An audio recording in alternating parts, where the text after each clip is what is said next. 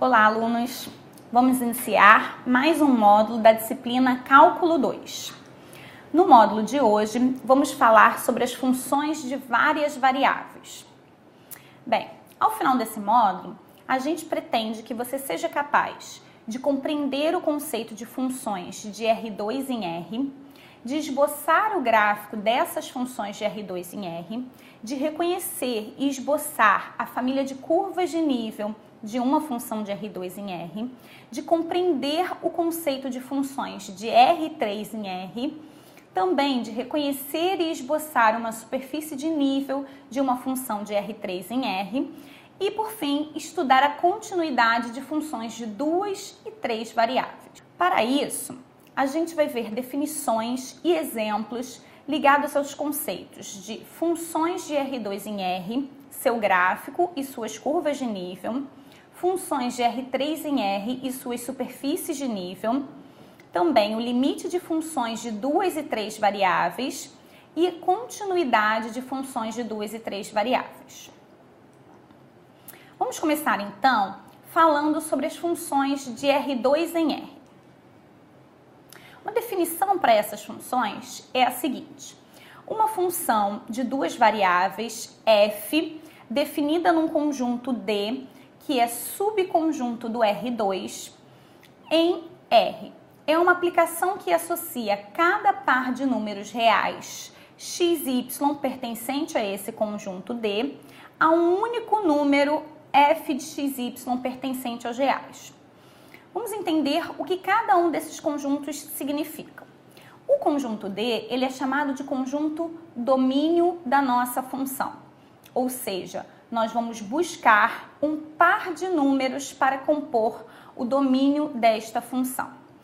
E o conjunto domínio dessa função é o conjunto de todos esses pares de números que satisfazem a essa função. E, a partir desse conjunto domínio, nós vamos encontrar um subconjunto dos reais, representado desta forma, chamado de conjunto imagem da nossa função. Então, a gente costuma representar pela letra Z a imagem da nossa função calculada a partir da f avaliada no ponto x e y, onde cada ponto x e y pertence a esse conjunto de domínio. Funciona basicamente como a gente já conhece as funções de uma variável, só que agora o nosso domínio é composto por pontos do plano R2. Vamos ver como é que a gente poderia pensar nesse domínio. Temos duas formas de pensar no domínio de uma função: algebricamente e geometricamente. A princípio, vamos pensar algebricamente como podemos representar o domínio de cada uma dessas funções que temos aqui. A função f de x, y é da forma x ao quadrado mais y ao quadrado. O que devemos pensar é: temos algum impedimento para pegar algum valor, para tomar algum valor de x e y e conseguir calcular a imagem dessa função? Nesse caso, não. Para qualquer valor de x e y que tomemos, a gente sempre consegue calcular f de x e y, que é a imagem dessa função. O que significa para a gente que o domínio dessa função f pode ser qualquer ponto do R2, ou seja, o domínio dessa função f é o plano R2 inteiro. Agora, para a função g, isso já não funciona da mesma forma. A função g é definida por raiz de 9 menos x ao quadrado menos y ao quadrado. Como queremos funções de R2 em R, estamos buscando que a imagem dessas funções sejam números reais. E para isso, não podemos tomar qualquer valor para x e y, porque precisamos ter a certeza que conseguimos calcular dentro dos números reais esta raiz quadrada. E para isso, 9 menos x ao quadrado menos y ao quadrado precisa ser positivo ou zero, para que essa raiz quadrada seja realmente um número real. Para que 9 menos x ao quadrado menos y ao quadrado seja maior ou igual que zero, nós temos que x ao quadrado mais y ao quadrado tem que ser menor ou igual que 9. esse é um subconjunto do R2 que representa o domínio dessa função g. Vamos pensar como é que a gente pode representar geometricamente e algebricamente esse conjunto. Lembrando dos módulos anteriores, geometricamente, a gente viu que x² mais y² igual a 9 representa no plano XY uma circunferência centrada na origem de raio 3. x² mais y² menor do que 9 vai representar então para a gente o interior desta circunferência, ou seja, esse conjunto representa o disco fechado centrado na origem de raio 3, que eu esbocei aqui para vocês. Então, nós podemos representar o domínio dessa função g, agora, algebricamente, como o subconjunto do R2, ou seja, o conjunto de pontos do plano R2, em que x² mais y² é menor ou igual que 9. Esse seria o domínio dessa função, que já tem a sua restrição, diferente do domínio da função f. Dessa forma, a gente pode pensar no domínio de diversas funções algebricamente, sempre nos preocupando em ter valores de imagem dentro do conjunto dos números reais. Então, basicamente, as preocupações que a gente tem é, na hora de calcularmos raízes quadradas, em que precisamos que o radicando seja valores positivos ou nulos, e na hora de calcularmos funções, de estarmos trabalhando com funções racionais, em que o denominador nunca pode ser zero. Fora esses casos particulares, em geral, o domínio das nossas funções acaba sendo todo o conjunto R2. Vamos tentar agora interpretar esses mesmos domínios geometricamente. Para isso, a gente precisa pensar qual seria o gráfico que representa essas funções. Então, primeiro, vamos entender como é que é o gráfico de uma função de duas variáveis. Bem, uma função de duas variáveis definida num subconjunto D do R2 é o conjunto de pontos do espaço R3 que satisfaz esta propriedade. Vamos entender o porquê que nós temos um conjunto de pontos do R3. Porque o nosso domínio é um par de números do R2, como já vimos, né, que é um par de números contido no domínio da nossa função, que é um subconjunto do R2, e a imagem da nossa função, como nós já falamos, é um valor que a gente costuma denotar por z dos reais. Então, nós temos 3 valores para representarmos. Então, cada ponto do nosso gráfico é um ponto composto por uma tripla de números que pertence ao R3. Logo, o nosso gráfico vai ser uma superfície no espaço R3. Graficamente, isso ocorre da seguinte maneira. Nós temos o plano XY aqui embaixo, todo este representado aqui embaixo. Esse plano XY é onde vai se encontrar o domínio da nossa função. Então, dado um ponto XY no domínio da nossa função, nós vamos ter um valor de z associado a este ponto, onde z é igual a f avaliada no ponto XY, e esse ponto será um ponto sobre esta superfície, que é gráfico da nossa função f de xy. Um ponto da forma xy f de xy, ou simplesmente XYZ, como havíamos falado anteriormente. Então, essa é a forma que costumamos definir gráficos de funções de duas variáveis. Vamos pensar agora, a partir daquelas funções que vimos anteriormente, como seriam os seus gráficos. Vamos voltar lá para a função f de xy igual a x² mais y².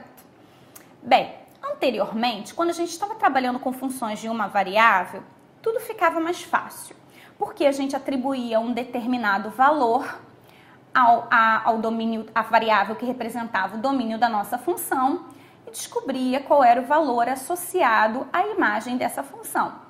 O mesmo poderíamos fazer aqui. Porém, achar uma superfície a partir de um conjunto de pontos não é uma tarefa fácil, assim como era achar uma curva a partir de um conjunto de pontos. Aqui as coisas já se tornam mais difíceis. Então, atribuir valores a x e y e tentar a partir de um conjunto de pontos identificar qual a superfície vamos encontrar não é o caminho mais fácil para a gente pensar no esboço do gráfico dessa função. Um caminho possível e mais fácil da gente pensar nisso é analisar o que estão acontecendo nos planos coordenados. Bem, quando a gente trabalha com uma função de duas variáveis, já vimos que o seu gráfico se encontra no espaço euclidiano R3, onde x e y representam os pontos que estão no domínio da nossa função e z representa a imagem da nossa função. Então, o que a gente pode pensar é que tipo de imagem, que tipo de figura a gente pode visualizar quando a gente pensa na interseção do gráfico dessa função com esses planos coordenados. Quem são os nossos planos coordenados? O plano x e y, onde a gente vai pensar no domínio dessa função. O plano YZ, este plano do próprio quadro. E o plano XZ, que é esse plano aqui, que é o plano que é como se a gente estivesse imaginando ele saindo do quadro aqui, perpendicular ao nosso quadro. Então, vamos pensar o que acontece com a nossa função em cada um desses planos. Bem, primeiro vamos pensar no que acontece no plano XY. Bem, no plano XY, o nosso valor de Z é zero. Então, quando estamos sobre o plano XY, estamos trabalhando com a imagem zero. Isso já é de se esperar, já que XY é o domínio da nossa função. Bem, quando z é igual a zero, já que a nossa função é do tipo f de xy igual a x ao quadrado mais y ao quadrado, ou simplesmente z igual a x ao quadrado mais y ao quadrado, quando z é igual a zero, nós temos a seguinte situação: x ao quadrado mais y ao quadrado igual a zero. Temos um único ponto que representa essa situação. Somente o 0, 0 satisfaz a igualdade x ao quadrado mais y ao quadrado igual a zero. Então, neste caso, nós precisamos que x seja zero e y seja zero também. Ou seja, quando estamos tratando da interseção dessa superfície com o plano XY, ou seja, o plano z igual a zero, estamos pensando na origem do plano cartesiano, do espaço euclidiano. Quando z é igual a zero, x igual a zero e y também igual a zero. Estamos exatamente na origem do espaço euclidiano. Vamos pensar agora o que acontece no plano YZ. No plano YZ, nós temos que x é igual a zero. Quando estamos sobre o plano YZ, todos os pontos têm coordenada x igual a zero. Bem, nossa função é representada por esta equação, o gráfico da nossa função. Então, quando x igual a zero, temos z igual a y ao quadrado. Bem, z igual a y ao quadrado é uma curva conhecida nossa, é uma parábola com vértice sobre a origem e com cavidade voltada para cima. Então, aqui neste caso, temos uma parábola localizada no plano YZ. O plano YZ é este plano do quadro. Então, nós temos uma parábola mais ou menos nesta posição. Agora, pensando no plano XZ, quando estamos com pontos sobre o plano XZ, estamos com a coordenada y igual a zero. O plano XZ é este plano aqui, que representa como se estivéssemos numa perpendicular ao quadro que estamos trabalhando. Quando o y é igual a zero, nós temos que a equação que representa o gráfico da nossa função se transforma em z igual a x ao quadrado. Novamente, uma parábola com vértice sobre a origem e com cavidade voltada para cima. Só que agora localizada neste plano XZ. Vou tentar desenhá-la aqui de forma que fique fácil de entender. Então, uma parábola um pouco tortinha aqui, localizada na perpendicular ao plano do nosso quadro. Então, quando nós começamos a pensar nessas cortes do nosso gráfico com esses planos coordenados, começa a nos dar uma ideia de como poderíamos visualizar um esboço para o gráfico dessa função. Claro, algumas funções são muito mais simples de serem esboçadas e visualizadas, outras nem tanto assim.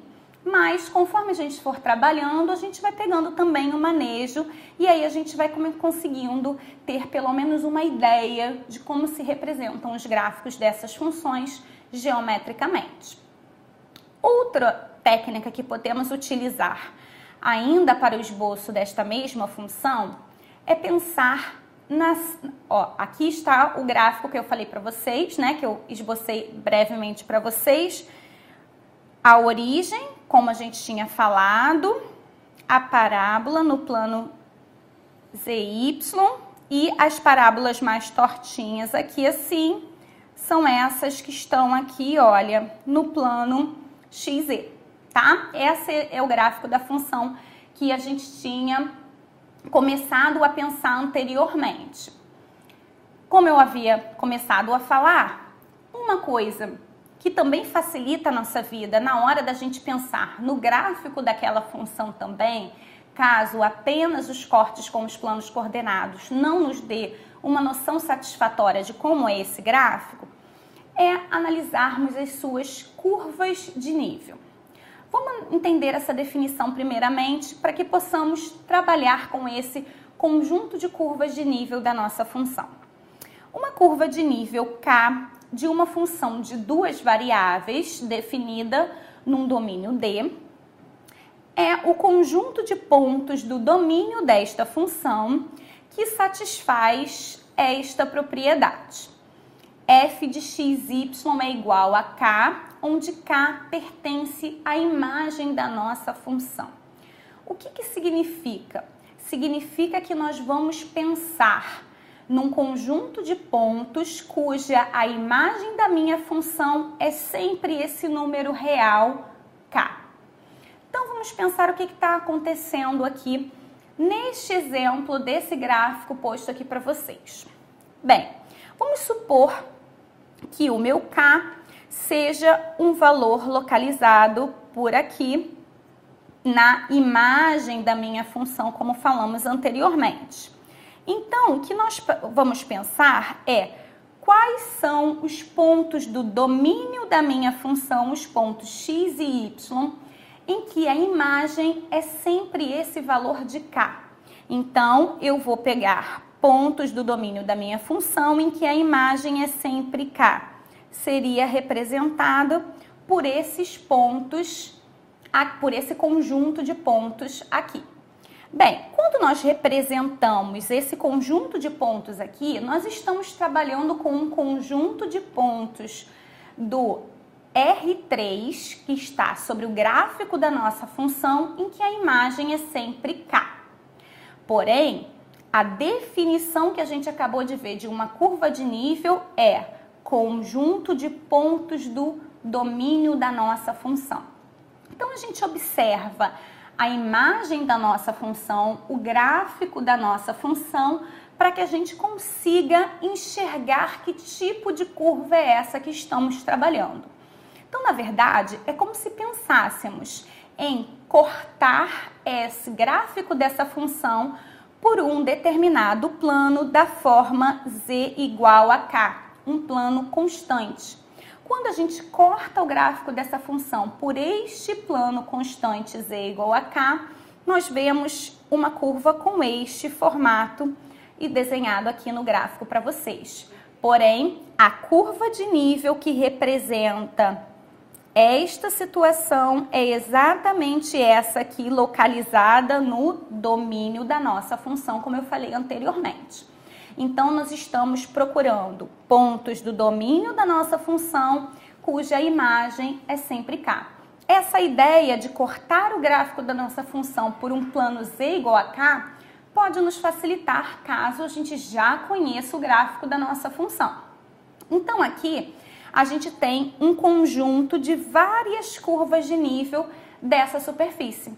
Para cada nível diferente, ou seja, para cada número real diferente representado na imagem da nossa função, nós temos uma determinada curva de nível. Observem que essas curvas de nível nos dão ainda uma outra ideia do gráfico dessa função. Percebam que quanto menor é a inclinação do gráfico da minha função, como nesse pedaço daqui que a inclinação é bem pequena, então o distanciamento entre uma curva de nível e outra é bem grande. Conforme a inclinação da minha função aumenta mais, como nesse pedaço aqui de cima, o distanciamento entre uma curva de nível e outra diminui. Ou seja, isso nos dá também uma ideia de como acontece o crescimento ou o decrescimento do gráfico dessa função, o que também nos possibilita ter uma ideia do seu gráfico, caso nós estejamos querendo conhecê-lo com mais detalhes ainda do que já tínhamos anteriormente. Então, vamos ver como é que nós poderíamos aplicar todos esses conceitos e essas definições que vimos até agora e esse novo conceito do conjunto de curvas de nível de uma função para que possamos esboçar os gráficos daquelas duas funções que vimos anteriormente. Até lá!